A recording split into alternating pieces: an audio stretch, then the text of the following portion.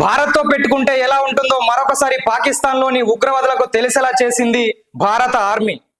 పహల్గామ్ ఉగ్రదాడిలో వాళ్ళు చేసిన మారణకాండకు 28 మందిని వాళ్ళు చంపిన దానికి ప్రతీకారంగా ఎప్పుడు దాడి చేస్తుందా, ఎప్పుడు భారత ఆర్మీ ప్రతీకారం తీర్చుకుంటుందా అని ప్రపంచవ్యాప్తంగా ఉన్నటువంటి భారతీయులు కోరుకుంటున్న నేపథ్యంలో ఆపరేషన్ సింధూర్ పేరుతో నిన్న రాత్రి 1:40 టైంలో పాక్లోని ఉగ్ర స్థావరాల పైన భారత ఆర్మీ వైమానిక దాడులు నిర్వహించింది. పాక్లోని 4, పిఓకేలోని 5 స్థావరాల పైన దాదాపు 9 ఉగ్ర స్థావరాల పైన దాడులు చేసింది. ఈ దాడుల్లో 50కి పైగా ఉగ్రవాదులు చనిపోయినట్టు సమాచారం.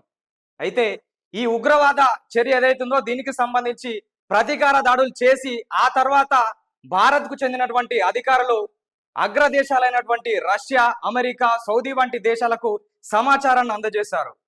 పహల్గామ్ ఉగ్రదాడికి ప్రతిచర్యగా దానికి ప్రతీకారంగా మాత్రమే ఉగ్ర స్థావరాలపై మాత్రమే దాడి చేశామంటూ, ఉగ్రవాదులను మాత్రమే హతం చేశామంటూ, ఇక ఈ దాడిలో పాకిస్తాన్ సాధారణ పౌరులకు ఎలాంటి ప్రాణ నష్టం జరగలేదంటూ మిగతా దేశాలకు భారత ప్రభుత్వం తెలియపరిచింది. అయితే ఇది ట్రైలర్ మాత్రమే, ఇలాంటి దాడులు మరిన్ని జరుగుతాయి, అది ఉగ్ర స్థావరాల పైనే అంటూ మరోసారి ప్రపంచ దేశాలకు చెప్పింది భారత్. అయితే ఈ దాడి పైన డొనాల్డ్ ట్రంప్ స్పందిస్తూ ఈ దాడి భారత్ చేస్తుందని మాకు ముందే తెలుసు, ఎన్నో ఏండ్లుగా భారత ప్రభుత్వం, భారతదేశం ఉగ్రవాదులతోని పోరాడుతుంది.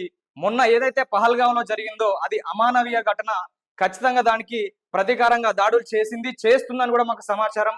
కాకపోతే ఈ దాడులు ఎంత వీలైతే అంత త్వరగా ముగించేసి ప్రశాంతంగా అయినటువంటి వాతావరణం నెలకొల్పాలని ట్రంప్ చెప్పాడు. అదేవిధంగా అమెరికాకు చెందినటువంటి నేతలు పాకిస్తాన్ ను కూడా హెచ్చరించడం జరిగింది. భారతదేశం అక్కడున్న ఉగ్రవాద స్థావరాలపై మాత్రమే దాడి చేసింది, ఉగ్రవాదులను మాత్రమే హతం చేసింది. మీరు భారత్ కు కవ్వింపు చర్యలకు పాల్పడితే పరిణామాలు తీవ్ర స్థాయిలో ఉంటాయి, ఖచ్చితంగా పాక్ సంయమనం పాటించాల్సిన అవసరం ఎంతైనా ఉందని అమెరికాకు చెందినటువంటి అధికారులు పాకిస్తాన్ ను హెచ్చరించారు.